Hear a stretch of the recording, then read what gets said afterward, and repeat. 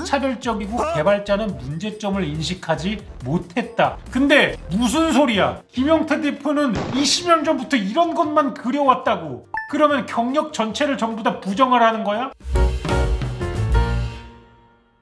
자, 스텔라 블레이드 리뷰 가도록 하겠습니다. 제가 요거를 한 30시간 정도를 플레이를 했습니다. 모바일 게임 리뷰를 계속 하다가 왜 갑자기 콘솔 게임을 들고 왔냐? 이런 이야기를 하시는 분이 계실 거예요. 스텔라 블레이드는 제가 열심히 돈을 태워가지고 플레이를 한 니켈을 만드는 회사 시프트업의 최근 신작입니다. 그래서 약간 저로서는 저의 그 가차 지분이 어느 정도 들어가 있다고 생각을 했어요. 그래서 이 게임만큼은 플레이를 해봐야겠다. 왜냐하면 나의 지갑을 털어가지고 나온 게임이나 마찬가지였거든. 그리고 니켈을 워낙 즐겁게 즐기고 있는 입장에서 이 게임을 안 해볼 수가 없었다. 과연 시프트업이 만들어낸 이 트리플 A 대작은 시장에서 먹힐 것인가 먹히지 않을 것인가, 내 돈이 제대로 쓰여 있는지 알고 싶어서 한 리뷰라고 봐주시면 될 것 같습니다. 자, 프로젝트 2부가 발표된 지가 언제냐면 무려 5년 전입니다. 2019년이에요. 함께 하실 개발자분들을 모집한다고 하면서 트레일러가 하나 올라왔었습니다.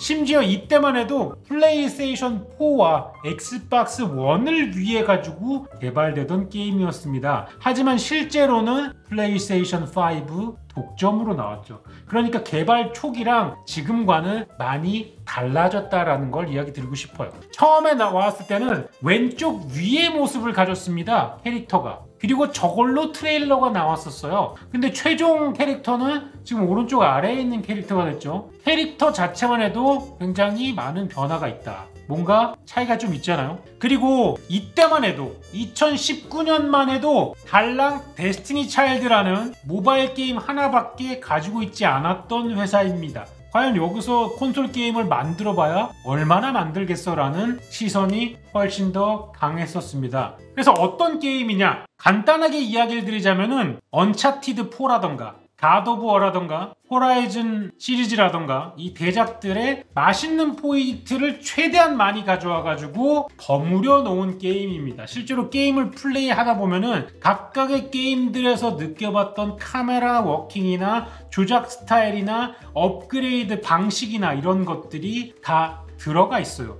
근데 이런 게임성이 아니라 이상한 이유로 더 주목이 된 게임이라고 보실 수가 있는데요. 자, 출시되기 얼마 전에 스텔라 블레이드 선정성과 현실성 논란에 불이 붙었습니다. 심지어 이게 어디에서 제기가 됐냐? 프랑스 매체 뉴메마라 막심 클로델은 스텔라 블레이드는 성차별적이고 개발자는 문제점을 인식하지 못했다라며 퀄리티는 의심할 여지 없이 뛰어나 보이지만 이 게임에서 판타지의 산물 이외의 것은 찾아보기 어렵다라고 비판했다. 근데 무슨 소리야? 김영태 대표는 20년 전부터 이런 것만 그려왔다고. 대체 무슨 얘기를 하는 거지? 그러면 경력 전체를 전부 다 부정하라는 거야? 애초에 허벅지랑 엉덩이 중심으로 일러스트를 그려온 게 이 사람의 인생 그 자체라고. 근데 개발자가 문제점을 인식하지 못한다고? 그게 무슨 소리야? 이에 시프트업 김영태 대표는 게임은 비현실적으로 아름다운 캐릭터도 비판적인 시선을 받을 때가 많으며 그 기준은 영화 애니메이션보다 엄격하다는 것이다 라면서 돌려가기를 시작한 것이죠. 근데 저는 이런 생각이 들어요. 아니, 미형의 캐릭터들은 전 세계적으로 모두 원하는 거 아니야? 심지어 우리 와우 월드 오브 워크래프트라는 게임을 봅시다. 일반 유저들한테 안 하는 이유를 물어보면 캐릭터가 징그럽게 생겨서라 그래요.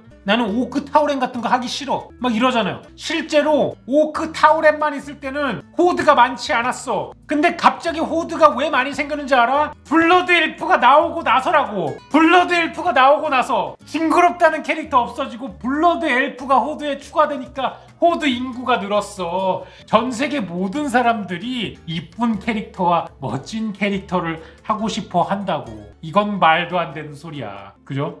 자, 스텔라 블레이드를 하다 보면은 코스튬이 굉장히 여러 개가 나옵니다. 제가 지금 보여드린 코스튬은 그 중에서 가장 노출도가 적은 거예요. 이런 이유 때문에 스텔라 블레이드는 청소년 이용 불가입니다. 청소년 이용 불가 게임의 선정성이 나오는 게 문제가 될 일이야? 나는 너무 궁금해. 여기 논란에 선정성, 현실성 논란이라는데 청불 게임의 선정성 요소가 나오는 게 잘못된 일인가? 라는 생각이 듭니다. 근데 이런 거에 대한 공감을 가지고 있는 거는 저뿐만 아니라 전 세계적으로 모든 게이머들이 이 내용에 공감을 했어요. 그래서 엄청난 조리돌림 짤들이 대거 탄생을 했습니다. 웃긴 것 중에 하나는 난 스텔라 블레이드를 살 거야. 피터, 그 게임은 여성을 성적 대상화하고 총부리며 폭력적이야 라고 하니까 하는 말이 해리, 난 스텔라 블레이드를 살 거라고 했잖아. 왜 또 추천해 주는 거야?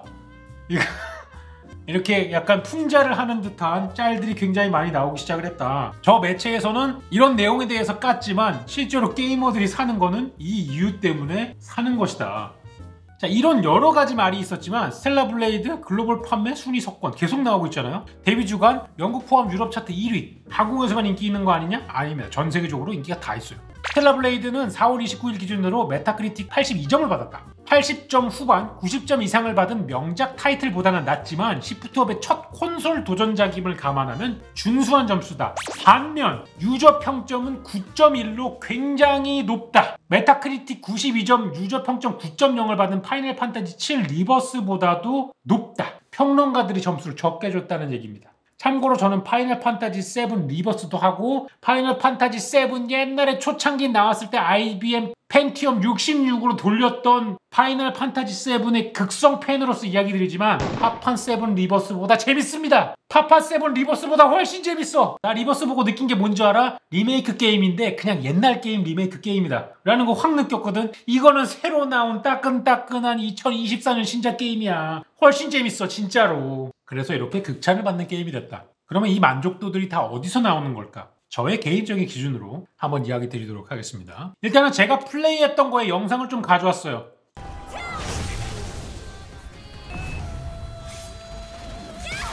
자, 보시면 아시겠지만 게임 자체가 굉장히 화려합니다. 덜 먹고 있어요가 중요한 게 아니에요. 그런 게 중요한 게 아니라고. 간단한 조작으로 화려함이 터지는 게임입니다. 화면이 너무 현란하고 화려한데 실제로 내가 누르는 건 몇 개 안 돼가지고 게임이 너무 재밌어. 진짜로. 이렇게 재밌었던 게임이 없어. 그리고 저는 모션 캡처가 굉장히 잘 된 게임이라고 생각해요. 왜냐하면 저 더블 점프를 하는데 그냥 점프만 해도 되게 즐거웠거든요. 왜냐하면 이 캐릭터 모션이 그냥 되게 너무 이뻐. 보통 점프를 할 때 이렇게 되는 게임이 많이 없거든. 그냥 점프 이렇게 슈퍼마리오처럼 두 번 점프가 되는 게 대부분인데 그냥 점프 모션 자체가 되게 부드러워. 아니 왜 즐거웠을까가 아니라 모션이 이쁘게 캡처가 됐다라니까요. 자꾸 이렇게 그 프랑스 평론가처럼 생각하지 마세요 여러분. 게임의 선정성을 중점적으로 두지 말고요. 여러분들 얘기하는 거 자꾸 그 프랑스 평론가 같잖아. 그리고 중간중간에 인게임에 그 실시간으로 바뀌는 커스터마이징 요소를 넣었습니다. 보통 온라인 게임 같은 경우에는 캐릭터를 만들고 시작하잖아요. 이거는 미션 하나 깨고 머리 바꾸고 미션 하나 깨고 머리 바꾸고 이렇게 할 수가 있었어. 머리 색깔도 여러 종류고 이런 식으로 헤어스타일을 바꾸거나 또 다른 요소로 뭐 안경을 끼워주거나 귀걸이, 저기 옆에 귀걸이 보이죠? 귀걸이를 바꿔주거나 이런 것들이 계속 있어가지고 이런 커스터마이징 요소를 넣었는데 이 커스터마이징 요소를 얻으려면 사이드 퀘스트를 해야 하거나 이런 것들이 있었어요. 그래가지고 계속 게임을 하게 됐고, 그리고 의상이 진짜 개 많습니다. 캐릭터 의복이 엄청 많은데 대부분 다 사이드 퀘를 해야 되는 거라 가지고 사이드 퀘를 하게 된다고. 왜냐하면 이 옷이 이쁜 옷들이 너무 많아가지고 계속 이걸 얻으려고 나는 계속 사이드만 팔아가지고 지금 이 리뷰 자체가 늦어졌어. 왜냐하면 이거 플레이 타임만 따지면 한 19시간이면 끝인데 사이드를 하느라 거의 한 30시간이 늘어난 거거든. 무튼 이런 재미들이 계속 있었다. 그리고 이제 캐릭터도 여러 가지 방향으로 약간 커스터마이징을 할 수 있어요. 약간 좀 근접 캐릭 형태로도 할 수 있고 원거리 장풍 쓰는 역할로도 할 수 있고 여러 가지 캐릭터로 할 수 있고 이걸 다 초기화도 되고 그 다음에 이렇게 무기 업그레이드 하는 것도 있고 뭐 암살용으로 키울 수도 있고 공격형으로 키울 수도 있고 같이 따라다니는 드론을 약간 장거리 특화 무기로 바꿀 수도 있고 산탄용으로 업그레이드 시킬 수도 있고 여러 가지 이런 성장 방법에 옵션을 둬가지고 내 입맛에 맞게 키울 수가 있었다. 물론 이제 사기 스킬이 몇 개 있더라고요. 이거는 무조건 찍으면은 성능이 좋은 스킬이 있긴 한데 어쨌든 여러 가지 선택지를 줌으로써 내가 조금 더 캐릭터에 개입하는 면을 많이 집어넣었다. 물론 이거는 파이널 판타지 7에 있는 마테리얼이라던가 이런 것과도 비교할 수 있겠지만 어쨌든 이 게임을 조금 더 디테일하게 만들기 위한 요소들을 빼놓지 않고 집어넣었다라는 거. 콘솔 게임을 처음 도전해보는 회사에서 이런 거를 다 챙기면서 갔다는 것 자체가 개발력을 충분히 살만하다라는 거를 이야기 드리고 싶어가지고 이야기하는 거고요. 자, 나머지 것들은 조금 뭔가 스포일러가 될 수도 있기 때문에 제가 텍스트로 조금 가져와 봤는데, 일단은 선형적인 루트가 짜여 있어가지고 길 찾는 일이 별로 없어요. 물론 오픈 월드를 원하시는 분들께 이거는 감점 요소입니다만 저는 오픈 월드를 좋아하지 않습니다. 왜냐하면은 너무 광범위한 오픈 월드는 피로감이 조금 높거든요. 제가 젤다의 전설, 야생의 숨결과 이번에 새로 나온 신작을 결정하는 요소 중에 하나였는데, 저는 야생의 숨결이 훨씬 더 재미있었고 이번에 새로 나온 거는 엔딩 클리어를 안 했어요. 왜냐? 왕국의 동물 같은 경우에는 너무 오픈월드고 너무 네 멋대로 해라가지고 도대체 어디를 가야 되는지 몰라. 최소한의 내비조차도 없는 게임이고 너무 자유도가 높아가지고 훨씬 더 피로도가 높았어. 저는 자유도가 지나치게 높은 게임을 선호하지 않는 스타일입니다. 그렇기 때문에 만약에 여러분들이 보시는 분들 중에 이런 자유도가 완벽하게 넓은 게임을 좋아하신다면 스텔라 블레이드는 의외일 수도 있겠습니다. 왜냐하면 메인 스토리만큼은 완전히 선형적인 구조를 가지고 있기 때문에 그냥 내비게이션이 알려주는 대로만 가면 됩니다. 길을 잃는 일이 없어요. 장점일 수도 있겠지만 어떤 분들에게는 단점일 수도 있겠습니다. 그리고 사이드 퀘스트가 굉장히 많은데 내비 시스템이 잘 돼 있어가지고 찾기가 쉬운 편입니다. 특히나 어떤 아이템 3개를 찾아오라는 퀘스트가 뜨면은 어떤 아이템 3개에 대한 위치도 전부 다 맵에 표시가 되기 때문에 이걸 찾는 데 있어서 전혀 어려움이 없었어요. 저는 길치고 길 찾는 거를 싫어하는 사람이기 때문에 이런 내비가 잘 돼 있는 것에 좋은 점수를 주는 편입니다. 그리고 보스전에 어려움이 없어요. 이 게임을 쉽게 얘기를 하자면 약간 난이도가 쉬운 세키로나 그 다음에 다크 소울류의 게임이라고 볼 수도 있는데요. 난이도가 쉬운 편이었어요. 그래서 아무리 막힌 보스도 10분 미만이면 해결이 됐습니다. 난이도는 보통으로 진행을 했음에도 불구하고 게임 자체가 조작이나 이런 게 그다지 어려운 편이기도 아니고 회피나 패링이 판정이 굉장히 좋은 편이고, 심지어 이 장비 중에 이 회피랑 패링 판정의 확률을 올려주는, 조금 더 판정을 넉넉하게 해주는 장비도 있어서 내가 패링이나 회피를 잘 못하는 사람이라면 그걸 착용해서 하면 훨씬 더 넉넉하게 판정을 해주기 때문에 이런 플레이를 하는데 어려움이 없다라는 거. 그리고 의상이 굉장히 많고 이런 거를 사이드 퀘스트로 얻다 보니까 자연스럽게 플레이 타임이 늘어납니다. 이거는 저한테는 긍정적인 경험 중에 하나였어요. 뭐 별것 안 되는 아이템 또는 필수 아이템을 사이드 퀘스트로 집어넣어가지고 계속하게 되더라고. 캐릭터가 워낙 이쁘게 디자인되다 보니까 여러 가지 옷을 찾아보고 싶었어. 이게 다 디자인적인 요소에 녹아있다고 생각합니다. 만약에 오크나 타오란한테 새 갑옷을 입히려고 사이드 퀘스트를 한다? 어림도 없지. 그런 걸 왜 해? 그런 걸 왜 하냐고. 하지만 스텔라 블레이드는 하게 된다니까. 이게 왜 나온 거야? 캐릭터가 이쁘게 나왔으니까 하는 거야. 당위성을 부여한다고? 그리고 사운드 이펙트랑 BGM이 굉장히 좋습니다. 그리고 한국 게임이잖아요, 여러분. 배경음악이 한글 가사로 나오는 노래를 들어보는 게 콘솔 게임에는 많지가 않습니다. 근데 이 백그라운드 음악이 한글 가사로 부르는 음악이 나오는데 진짜 오랜만에 신선한 경험이었어요. 왜냐하면 한국에서는 이런 트리플 A 게임을 만들기 시작해가지고 잘 나온 작품이 많지가 않았어요. 작년에 네오위즈에서 출품한 피해 거짓 같은 경우가 그런 건데, 근데 피해 거짓은 한국인 가사로 나온 노래가 BGM으로 나오진 않았잖아요. 근데 이거는 한국 가사로 부르는 게 BGM으로 나옵니다. 굉장히 국뽕이 차는 순간이에요. 처음에는 좀 이질적인데 지나면은 굉장히 신선한 경험으로 다가옵니다. 정말로요. 그리고 스토리가 최종 종착 스토리를 지속적으로 계속 리마인드를 해줘요. 보통 이런 스토리류가 중간에 집중을 안 하고 놓치면 그래서 뭐 하는 거야?를 놓치는 경우가 생기는데, 스토리에 나오는 컷신마다 이거를 계속 너는 지금 뭘 하고 있어? 엔딩을 어딜 향해서 달려가는 거야? 우리는 이런 데이로 이 게임을 진행하고 있는 거야를 계속 리마인드를 시켜줍니다. 그래서 스토리에 대해서 놓치는 일이 거의 없어요. 지속적으로 계속 머릿속에 박아주거든요. 맨 마지막에 이걸 다 정리를 해줘요, 심지어. 그렇기 때문에 스토리를 이해함에 있어서 너무나 편했습니다. 굉장히 유저 친화적으로 스토리를 이야기하면서 게임을 풀어내고 있어요. 너무 좋았다.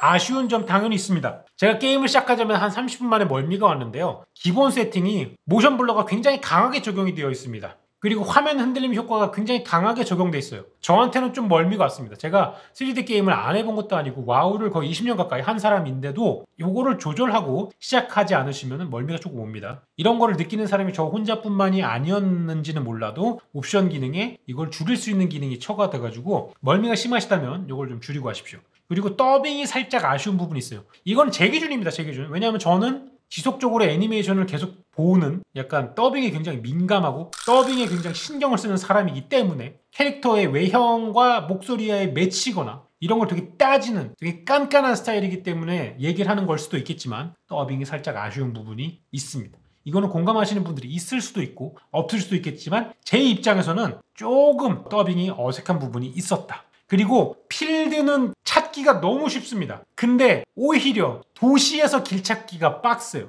길을 되게 꼬아놨습니다. 이렇게까지 해놔야 되나 할 정도로 도시 디자인이 형편없어요. 물론 생존자들이 모여 사는 거의 폐허가 된 도시라는 설정이라서 그런지는 모르겠는데 도시에서 길 찾기가 빡셉니다. 오히려 필드가 길 찾기가 훨씬 더 쉬웠다. 그리고 저는 되게 감동적인 스토리가 나오기를 바랬는데 스토리가 감동적인 면은 없습니다. 제가 눈물을 뽑지 않았어요. 뭐 이런 게임에서는 한 번 정도 눈물이 뽑아져야 되는데 눈물이 안 나오는 점이 조금 아쉽습니다. 그 감정선을 건드리는 포인트는 조금 없었다라는 거. 울지 않아서 좀 아쉬운 게임. 한국 가사가 있는 BGM 신선하긴 하나 이게 문제가 뭐냐면 몰입도가 조금 줄어드는 면이 없지 않아 있어요. 왜냐하면은 보통 BGM과 전투씬 같은 경우가 가사가 같이 나오면은 조금 산만해져요 게임이. 그래서 신선하고 좋은 경험이긴 했으나 어떤 부분에서는 가사가 아예 배제된 음악만 나와야 되지 않나라는 부분이 조금 생겼습니다. 이거는 약간 갓겜 반열을 위해서 진짜 억지로 짜내가지고 하는 아쉬운 점이에요. 그리고 맨 마지막에 피투성이 전장에서 몸에 핏방울 하나 남지 않는다라는 거는 조금 아쉬운 부분이었습니다. 왜냐? 이거를 제가 이미 경험을 했거든요. 어떤 게임에서 경험을 했냐? 갓 오브 워인데 실제 갓 오브 워를 플레이하다 보면은 얘가 몬스터를 많이 죽이거나 쳐맞거나 하면은 이게 피가 튑니다. 캐릭터 몸에 묻어요. 내가 얼마나 격렬한 전투를 했는지가 몸에 표현이 됩니다. 이런 게 되거든요. 그러니까 이런 게임을 이미 저는 경험을 했기 때문에 진짜 피투성이 몬스터를 수십 마리 잡아도 캐릭터 몸에 먼지 하나 묻지 않는 게 조금 이상하긴 했어. 왜냐하면 이걸 미리 경험을 해봤기 때문에. 너무나 좋은 걸 봐서 역효과가 나오는 건 어쩔 수 없지만 제가 이걸 얘기하는 건 스텔라 블레이드의 머리가 깨졌기 때문입니다. 그 징그러운 몬스터를 거의 반갈 죽으라면서 피가 튀기는데 핏방울 하나 튀지 않는 거 확실히 이질감이 들었다. 자, 그래서 후속작에 대한 게 게임에서 명확히 명시가 됩니다. 스토리적으로 한 단락이 끝났을 뿐이고요. 배후적인 요소는 그냥 나오기만 했을 뿐 완벽하게 정리가 되지 않은 상태고 2부의 제작을 암시를 했습니다. 맨 마지막에 보면은 그녀의 여정은 멈추지 않는다. 심지어 이 작품 같은 경우에는 엔딩이 두 가지입니다. 맨 마지막에 선택을 하게 됨으로써 엔딩이 두 가지가 생겨요. 두 개 다 명확하게 갈라지는 노선이라서 확실히 다른 엔딩입니다. 명확하게 달라요. 그래가지고 이 선택 엔딩을 주면서 굉장히 플레이어에게 여러 가지 경험을 제시하고 있어요. 후속작이 나오면 살 거예요? 라는 질문에 저는 맨 마지막으로 이런 한 줄을 남기면서 스텔라 블레이드의 리뷰에 대한 마무리를 하도록 하겠습니다. 2회차 하는 중입니다. 제가 웬만하면은 어떤 게임이든 2회차를 한 적이 거의 없습니다. 자, 아까 얘기했던 무슨 뭐 호라이즌 시리즈, 뭐 갓 오브 워 시리즈, 그 다음에 언차치드 시리즈 2회차 한 적이 없거든요. 근데 얘는 2회차를 아무런 저항감 없이 하게 되더라고요. 왜? 내가 모으지 못한 수집 요소들이 너무 많거든.